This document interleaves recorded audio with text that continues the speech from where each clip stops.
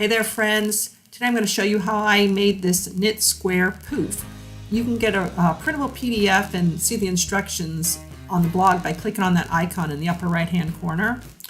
And here's a list of some of the supplies I needed for the poof. I'll have clickable links down below as well.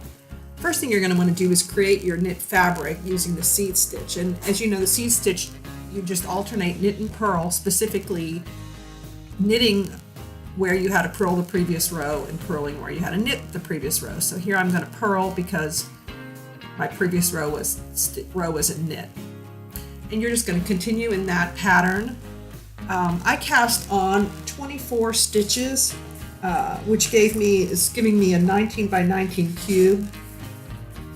I'm sorry, a 19 by 19 square. And you're going to do that 6 times so you can get 6 pieces of your seed stitch fabric.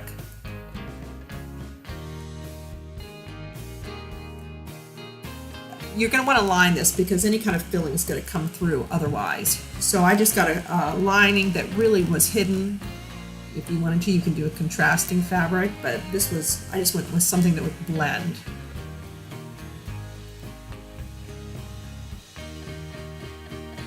And you're going to sew the top and bottom of the fabric and the knit fabric and the lining together, and so that's the cast on and the cast off row. And you're just going to want to pin it well. The knit fabric is stretchy, so you want to make sure you get both ends pinned and then just in the middle so that you're not, the knit fabric doesn't stretch beyond the lining, so that you get them firmly attached. And then you're going to sew it. Now, you can't have the knit fabric up because your sewing foot will get caught in the loops. So with your knit fabric down on the base, you're going to sew. And it's going to be a slow process. You're going to want to use heavy-duty needles. And you're going to end up having to pull it. This is an old sewing machine. I don't know if yours is more powerful, but my feeder was not going to pull that fabric along, so I had to manually do it, it's not a big deal, but just be prepared for that. Once you get all 6 pieces sewn, then you're going to attach them to the sides. And by attaching 4 sides, you're going to be making the base of the 4 sides of the square. And this is, so now you've got double thicknesses, and not only is it a little hard to pin, but it's a challenge sewing it. So just be aware that you're going to have to go very slow and really pull it along.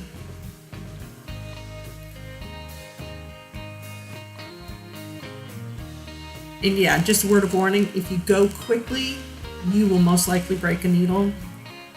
It took me about 3 needles to figure that out, so just go slowly. I would definitely still have a few backup needles.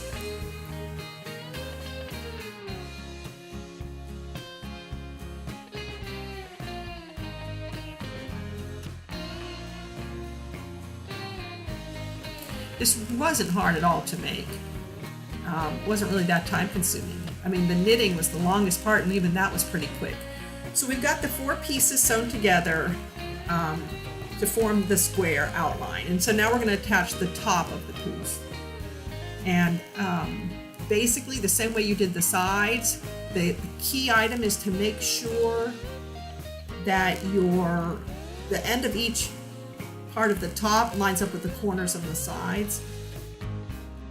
It's too hard to rotate this fabric when you get to the end and turn. It's easier to stop, lift your needle. You don't have to break the thread, but then reposition the needle on the next side and just line it up with the previous seam and go that way. It's too thick to turn.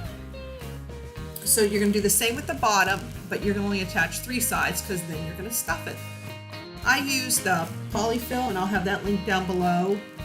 1 5-pound box of polyfill almost filled my poof, which even though my dimensions on, each of my sides was a 19-inch square, when it's all stuffed, it really ended up being like 21 inches square.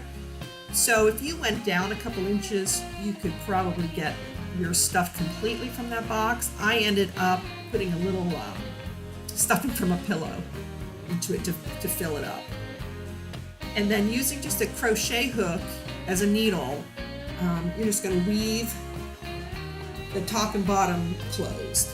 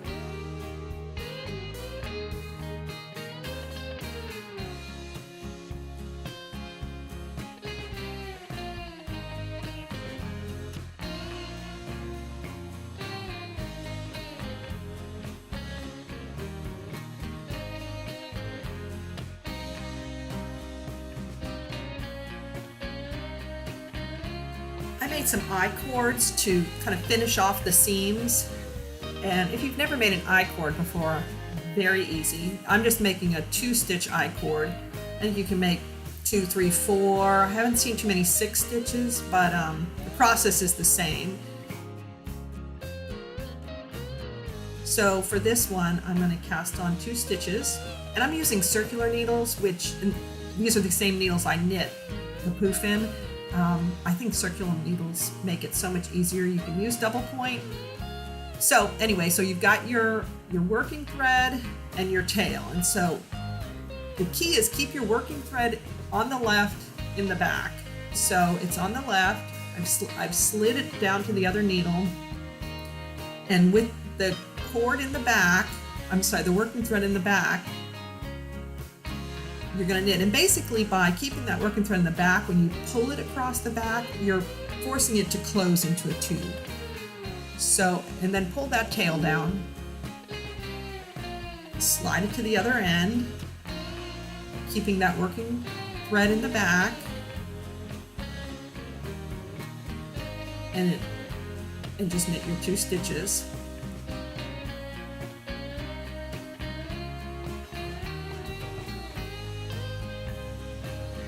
Just keep pulling on that little tail to make sure your cord is forming. Slide it down, keeping the working thread in the back. And you'll just repeat this process for your desired length. For me, I made them 19 inches. I made 4 of them 19 inches.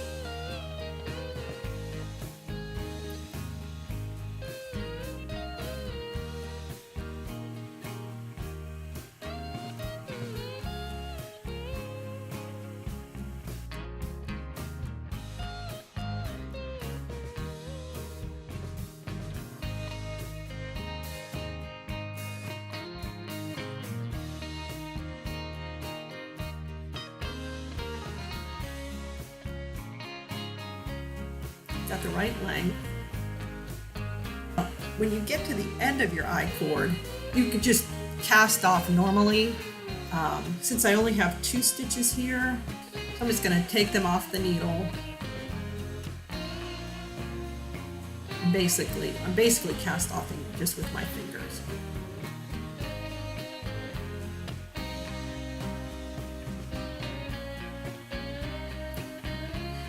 Use your chunky crochet hook to kind of get in and pull those starting and finishing pieces of yarn down.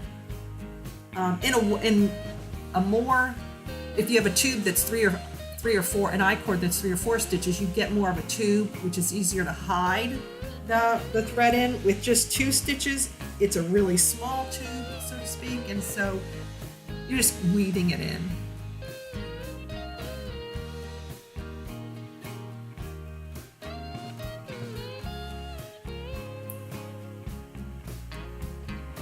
And with this thread that I use, which I really like using, this yarn, I really liked using it.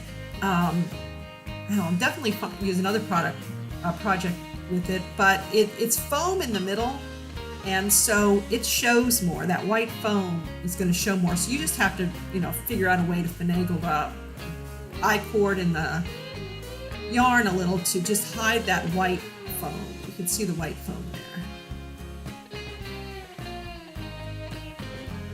And when you stitch this onto your cube, just make sure if you've got little tails, that those little white pieces are hidden towards the inside of the cube.